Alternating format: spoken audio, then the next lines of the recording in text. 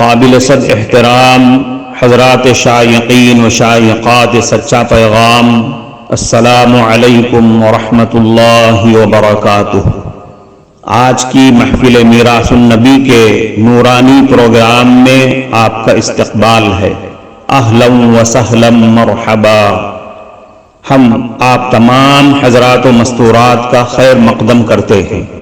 محترم حضرات و خواتین، تعلیم کا آغاز ہو رہا ہے۔ سب سے پہلے آداب تعلیم کا لحاظ کرتے ہوئے تعلیم کی طرف متوجہ ہو جائیں۔ پورے دھیان سے سننا، عمل کی نیت سے سننا اور تبلیغ کی نیت سے سننا، یعنی سنی ہوئی باتیں دوسروں تک پہنچانے کے جذبے سے سننا۔ چند خاص آداب تعلیم ہیں، امید ہے کہ آپ حضرات ان آداب کا ضرور خیال رکھیں گے۔ جزاکم اللہ۔ بسم اللہ الرحمن الرحیم۔ تقویٰ کسے کہتے ہیں؟ حضرت عمر فاروق رضی اللہ عنہ کا سوال۔ ایک مرتبہ حضرت عمر رضی اللہ عنہ نے ابی بن کعب رضی اللہ عنہ سے پوچھا کہ بتاؤ تقویٰ کسے کہتے ہیں؟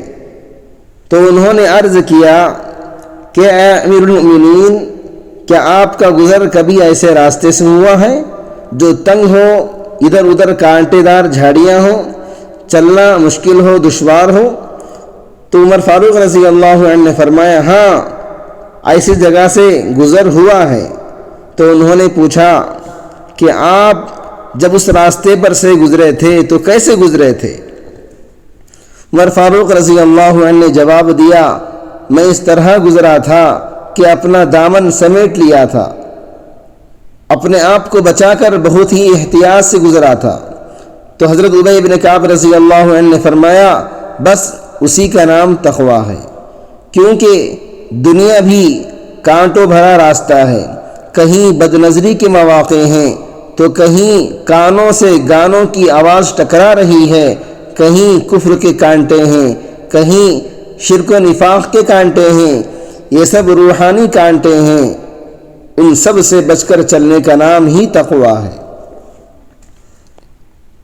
حضرت عمر فاروق رضی اللہ عنہ کبھی کبھی اپنی بیوی کو بیت المال کا عطر یعنی مشک و عنبر دیتے، وہ اس کو فروخت کرتی تھیں، ضرورت پر اس کو اپنے دانتوں سے توڑتی بھی تھیں اور اس میں سے کچھ ہاتھوں پر لگ جاتا۔ ایک دفعہ ایسا ہی ہوا تو انہوں نے اپنے دوپٹے سے پوچھ لیا۔ حضرت عمر فاروق رضی اللہ عنہ گھر آئے تو فرمایا یہ کیا خوشبو ہے؟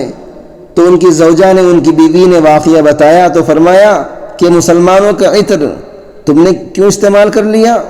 پھر ان کا دوپٹہ اتارا اور پانی سے دھوتے جاتے اور سونگھتے جاتے، جب تک وہ خوشبو رہی برابر اس کو دھوتے رہے۔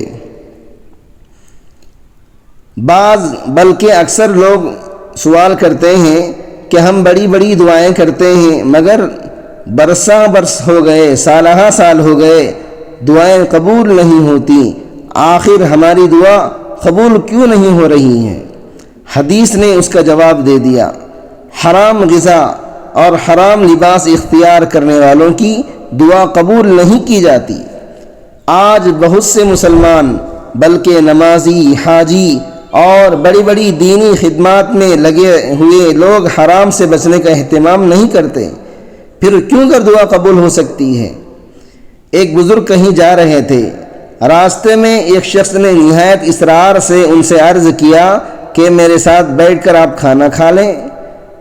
اس بزرگ نے اس کی درخواست پر اس کے ساتھ کھانا کھا لیا، پھر آگے چل پڑے۔ کچھ دور جانے کے بعد وہ اپنا راستہ بھول گئے، بھٹک گئے اور باوجود کوشش کے ان کو راستے کا علم نہ ہو سکا۔ بار بار اللہ تعالیٰ سے دعا مانگی مگر دعا قبول بھی نہ ہوئی۔ بڑے پریشان ہوئے، جنگل کا بیابان راستہ، سنسان راستہ، رات کا تاریک ماحول، وحشتناک سناٹا، مگر راہیں بند ہیں۔ آخر کار ایک اور اللہ والے کا ادھر سے گزر ہوا، انہوں نے بتایا کہ تم نے جو کھانا فلاں آدمی کے ساتھ کھایا تھا وہ حرام تھا، اس لیے تمہاری دعا قبول نہیں ہو رہی ہے۔ پہلے اس کی تلافی اور استغفار کے ذریعے کرو، پھر راستہ کھول دیا جائے گا۔ چنانچہ ایسا ہی ہوا۔ الغرض دعا کی قبولیت کے لیے حرام سے بچنا لازم ہے، ورنہ دعا قبول نہیں ہوتی۔ معزز شائقین و شائقات سچا پیغام، آپ کو اندازہ لگ گیا ہوگا کہ یہ مضمون کتنا اہم ہے اور کس قدر فائدہ مند ہے۔ کم سے کم درجے میں سوشل میڈیا کے ذریعے سے بھی ہم اس کو زیادہ سے زیادہ شیئر کریں گے تو دعوت کے فریضے کی کوششوں میں ہم بھی اپنا کچھ حصہ ڈالنے والے بن سکتے ہیں۔ لہٰذا زیادہ سے زیادہ اس کو عام کریں تاکہ پوری دنیا کے ہندوؤں کی غلط فہمی دور ہو جائے اور انہیں یہ زمینی حقیقت معلوم ہو جائے، اور وہ اپنے اصل مذہبی لیڈر پیغمبر آخر الزماں حضرت محمد الرسول اللہ صلی اللہ علیہ وسلم کو ماننے پر مجبور ہو جائیں اور کلمہ پڑھ کر آپ کے ساتھ ساتھ وہ بھی جنت میں جانے والے بن جائیں۔